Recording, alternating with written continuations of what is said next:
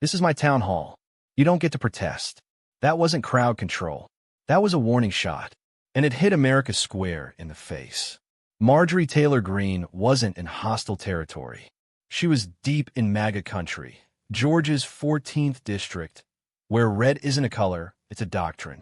And yet, in the middle of a perfectly choreographed town hall, someone broke the script. A man stood up. No sign, no slogan, just a voice asking one question. Did you profit from the defense stock bump after Trump's tariffs? The answer, a taser, a body on the ground, and Greene unshaken, barking into the mic like a sheriff at a lynching. If you want to scream, do it outside. Not here. Not at my event. By nightfall, the video was everywhere. It hit MSNBC like a courtroom exhibit, and Nicole Wallace didn't hold back. If this isn't American fascism, then what exactly are we looking at? Green Taser Gate exploded online. Twitter lit up. Even Fox fumbled for framing. In a quiet Capitol office, Alexandria Ocasio-Cortez watched the clip without blinking. Jasmine Crockett leaned against the wall, her arms crossed, but her jaw tight. No one spoke. They didn't need to. The tape said enough.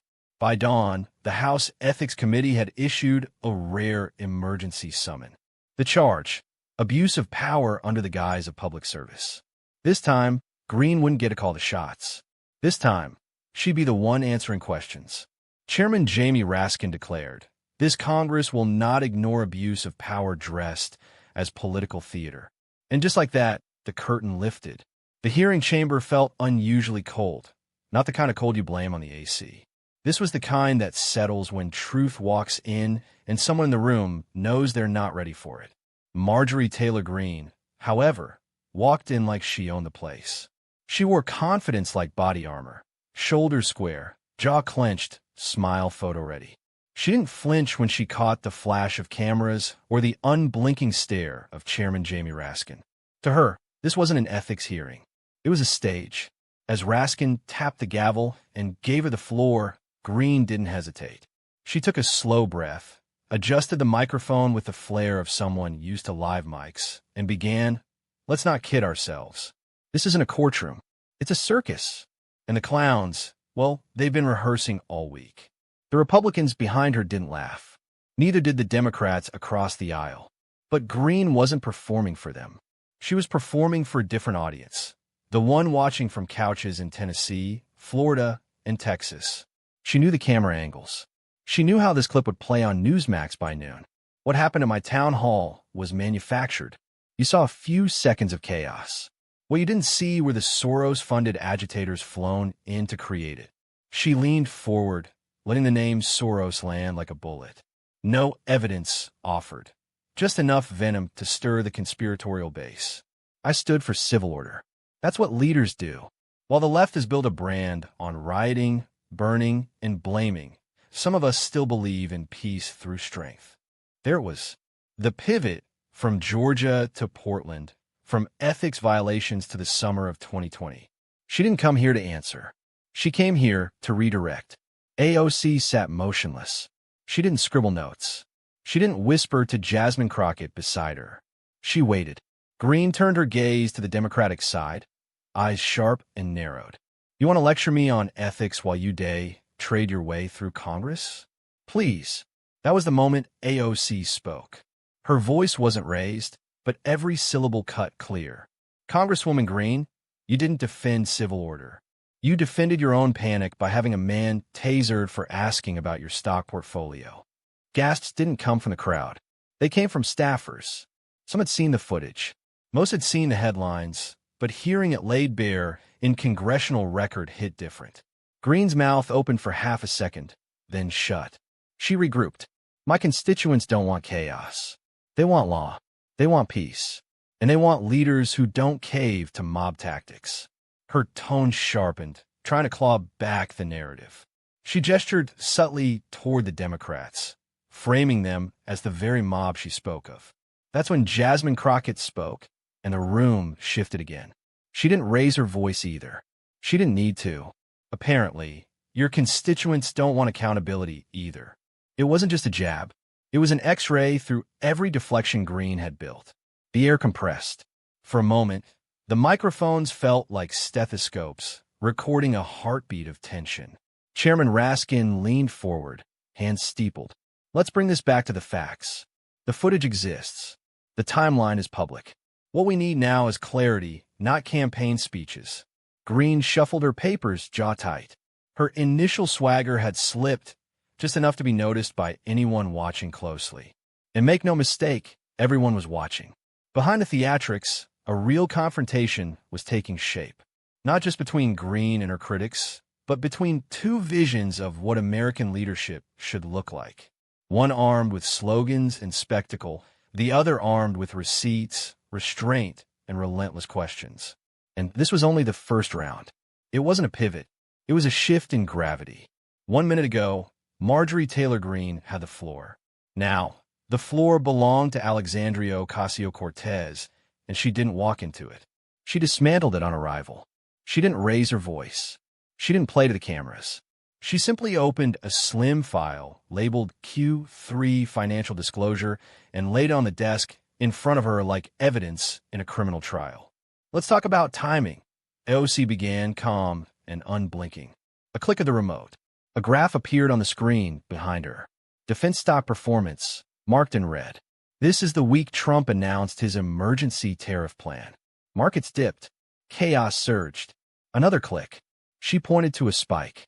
This is the day your office, Congresswoman Greene, purchased significant defense stock during the exact dip your party manufactured. There was no overacting, just surgical precision. Greene shifted slightly, jaw tightening. I'm sure your team has a script, but I'll ask clearly, under oath. Did you or did you not authorize the transaction that made you money off a panic your votes helped create? A beat of silence. Greene exhaled sharply. I don't manage my investments on a day-to-day basis. AOC didn't blink.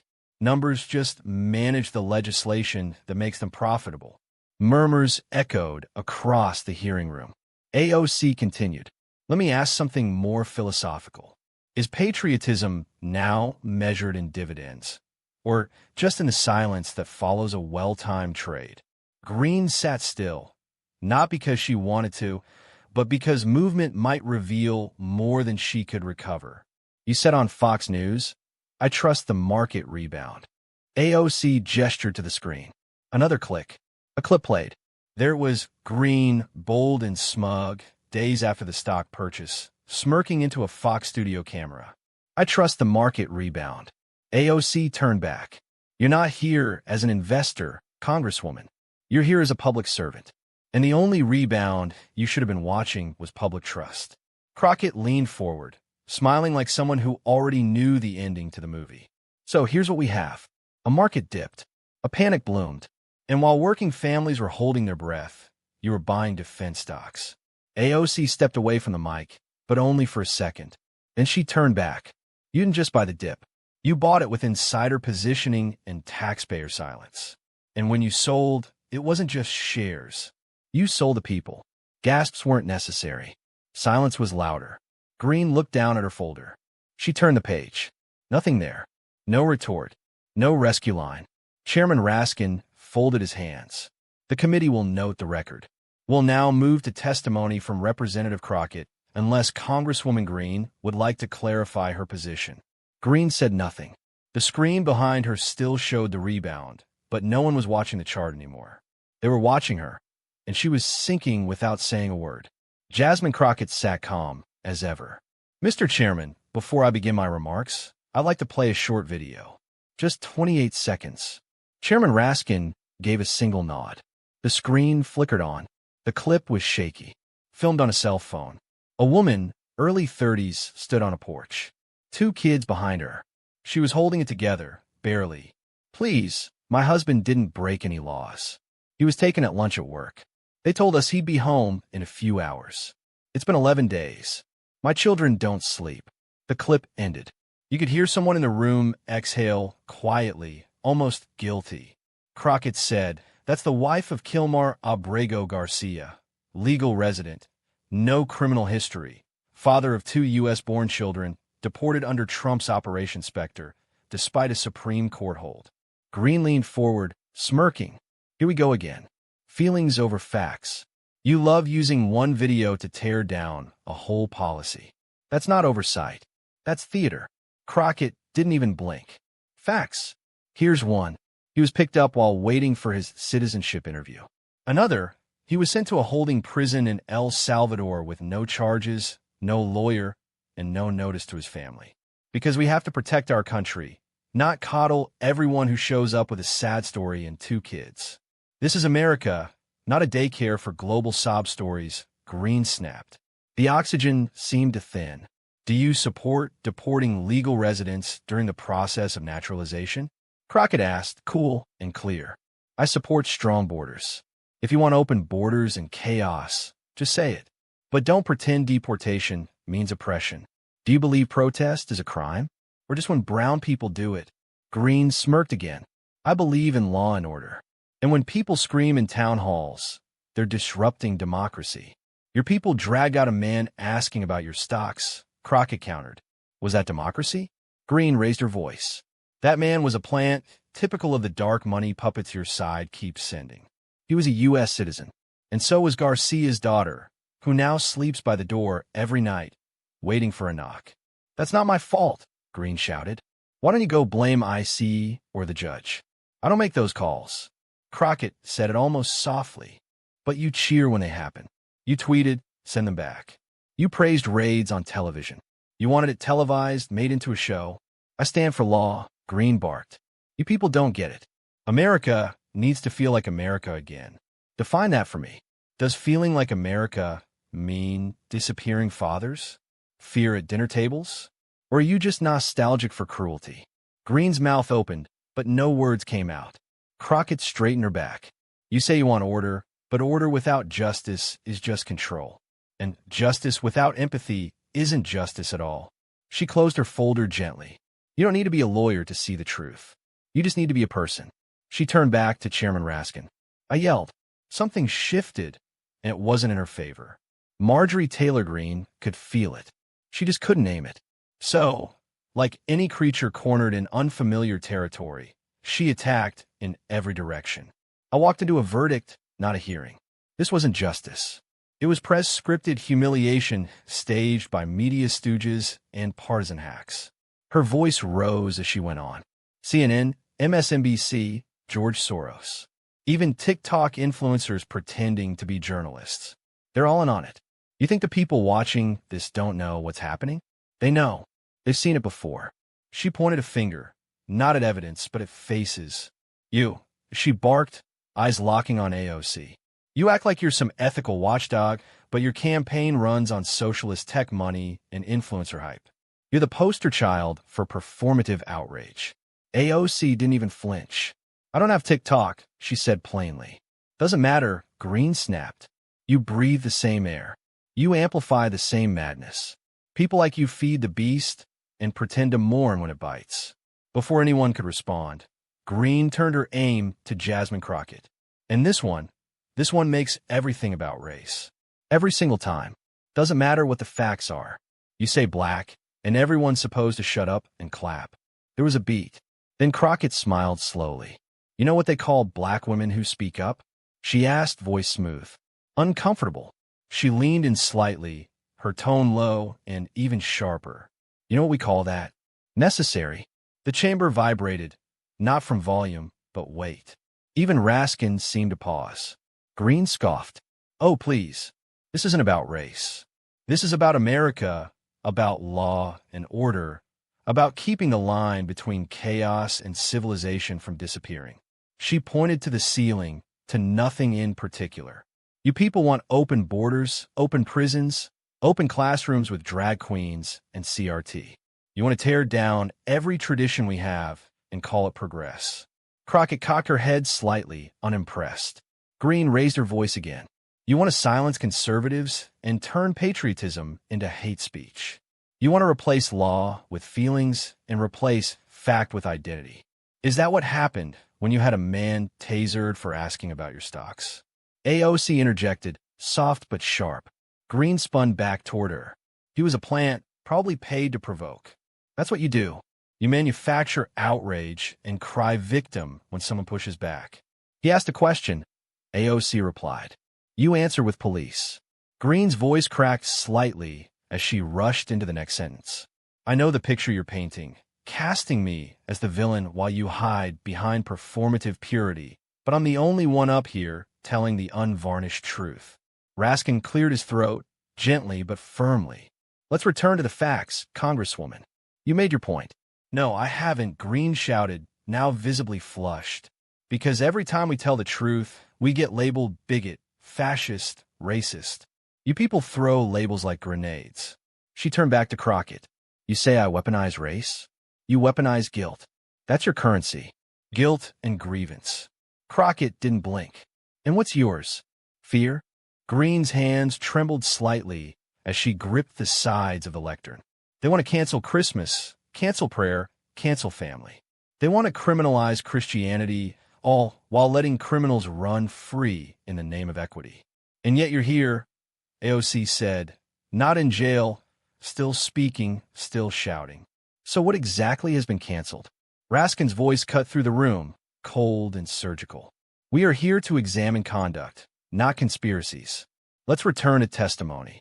Greene, still standing, was breathing heavier now. She looked around. No one was nodding.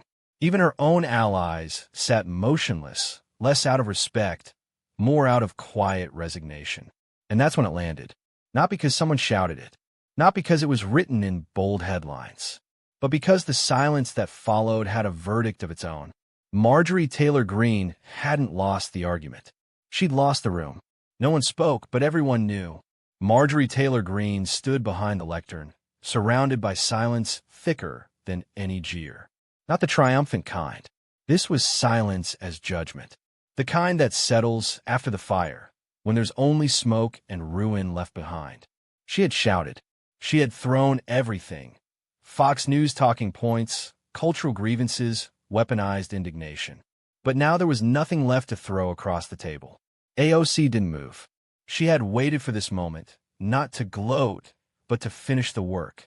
Her voice, when it came, was calm and terrifyingly precise. So, once more, Congresswoman, how much did you make off that defense stock purchase? No inflection, no raised tone.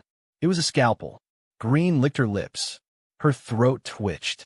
She shuffled through her pages, none of which contained the answer. I don't recall the exact figure. Her voice cracked like glass under pressure. Not a scream. Worse, a quiet unraveling. Jamie Raskin leaned forward. He had heard enough. That's sufficient, he said, tone clipped like a gavel without the wood. Greene's hands tightened on the sides of the lectern. No, wait. I didn't handle the transaction directly. It was through a trust. You already stated that, Raskin said repeatedly. AOC didn't look away. Let's not pretend paperwork is absolution. The timeline is public. The votes are on record. The profit was personal. Greene tried to answer again, but now her words tumbled over each other. This is a smear job. You're all twisting facts, trying to paint me like some profiteer, but I didn't. This isn't. The words dissolved into half sentences. Her face flushed, her hands trembling. No one interrupted her. No one needed to. This wasn't an attack. It was gravity, and Greene was sinking. Crockett watched, silent, arms folded. Her presence was unshaken, calm, like a verdict already delivered. Even the Republican members who had previously leaned forward were now receding, shifting in their seats like passengers on a ship they realized was going down. AOC tapped the folder once, closed it, then without raising her voice, she landed the final blow. The dip wasn't in the market. It was in ethics. The words hit the chamber like a fault line cracking open. And this country can't afford that kind of crash again. No shouts, no applause, just the kind of stillness reserved for things that cannot be spun. Greene's lips moved again, trying to summon some kind of final line. But even her signature bluster had abandoned her. She stood frozen, like a firework that never launched. The pause stretched, a second, then another. Raskin finally broke it. Let the record reflect. No further response. He gathered his notes, slowly, methodically. A man who understood the weight of endings. This committee stands adjourned. The gavel came down with a sharp, solitary strike. Greene didn't move. Her hair, once immaculately pinned, had begun to fall loose at the edges. Her stack of notes untouched, her voice gone. As the chamber emptied, staffers moved quickly. Reporters already prepping live coverage outside. But inside, one image remained. A congresswoman, once loud enough to drown out truth, now drowned in it. The hearing ended with a gavel, but the real storm began with a click. Within minutes of adjournment, the clip of AOC's final line, "The dip wasn't in the market. It was in ethics," was online. 7 million views. 2 hours. One caption, "This is Congress." By mid-afternoon, it had climbed to the #2 trending video on YouTube, just under Super Bowl commercial rerun. On Twitter, the meme war ignited with surgical precision. One image showed Greene slumped behind her desk, hands still gripping the edge of the table like a shipwreck survivor. Above it, Greene, crushed by the queens. Another showed a stock chart with a tanking red line labeled ethics and a green arrow pointing to the words, "Buy the dip. Sell the truth." Even TikTok got in on it. Clips of Jasmine Crockett's calm dismantling were remixed into reaction videos, mashups, even dance edits.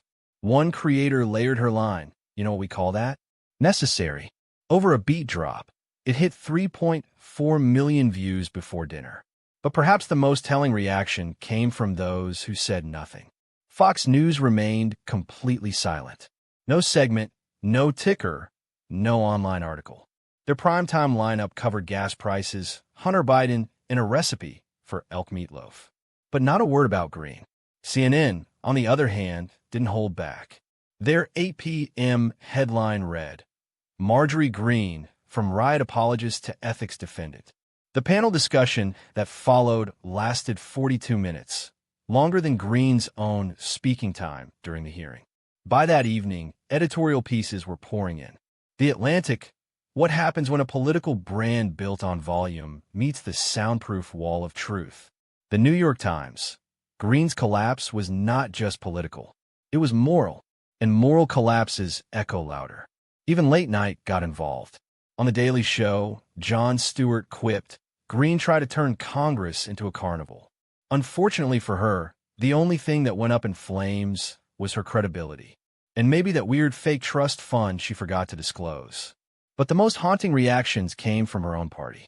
A few GOP staffers, off the record, told Politico they had expected fireworks, but instead got a funeral in slow motion. One anonymous strategist texted to a reporter, "If she runs again, we're cutting the mic." By the next morning, several of Greene's scheduled appearances were mysteriously canceled. A fundraiser in Florida postponed. A podcast tour rescheduled indefinitely. Even her own Twitter account went dark for 17 hours, a silence almost unheard of for someone used to posting every 20 minutes. But the internet wasn't silent. The meme war evolved into merch, t-shirts, coffee mugs, phone cases. "The dip wasn't in the market" became the new political slogan of the week, printed in serif font under AOC's silhouette. Even Republicans who had backed away from Trump's orbit began resharing the clip, not out of joy, but out of relief. A signal. Someone finally held the chaos accountable. And through it all, Greene never issued a statement. No video, no rebuttal, no outrage post, just stillness. And for a politician who built a brand on noise, stillness was the most damning sound of all. The memes kept trending. The headlines kept rolling. But eventually, the noise gave way to a deeper question. What did this all mean? And who would speak it plainly? 2 days later, America got its answer. Live. Studio lights hum. The screen fades in. The cheer-in reads, "After the hearing, truth, ethics, and consequence." Seated on stage, Alexandria Ocasio-Cortez and Jasmine Crockett. No theatrics, no applause cues. Just two women, clear-eyed, deliberate, ready. The host doesn't waste time. Let's talk about what we all saw yesterday. Not just the noise, not just the memes. What did the hearing actually mean? Jasmine Crockett speaks first, calm and steady. It meant that truth still matters and that no one, not even a congresswoman with a microphone and a following, is above accountability. She leans forward, unapologetic. "I wasn't elected to be polite. I was elected to protect truth. And truth, when you say it loud and clear, makes the right people uncomfortable. The crowd doesn't clap. They don't need to. AOC nods, her voice quieter, sharper. This wasn't about left or right. It was about character. And character is what you show when no one's spinning the camera in your favor. She pauses. Then Greene had the stage. She had the time. She had the chance. But she brought nothing but slogans. The host asks, was that enough for accountability? AOC doesn't flinch. No, but it was enough for clarity. Crockett adds, we didn't destroy her. She walked in with a match and lit her own script on fire. The screen shifts briefly, just a still photo. Greene alone at her desk at the end of the hearing, head down. The audience doesn't boo. They just go quiet. AOC looks at the photo, then speaks, not to the camera, but to the country. This isn't vengeance. It's reflection. And it's a warning. Power without principle will always collapse. Jasmine finishes it. History doesn't forgive those who stay silent, and neither will we.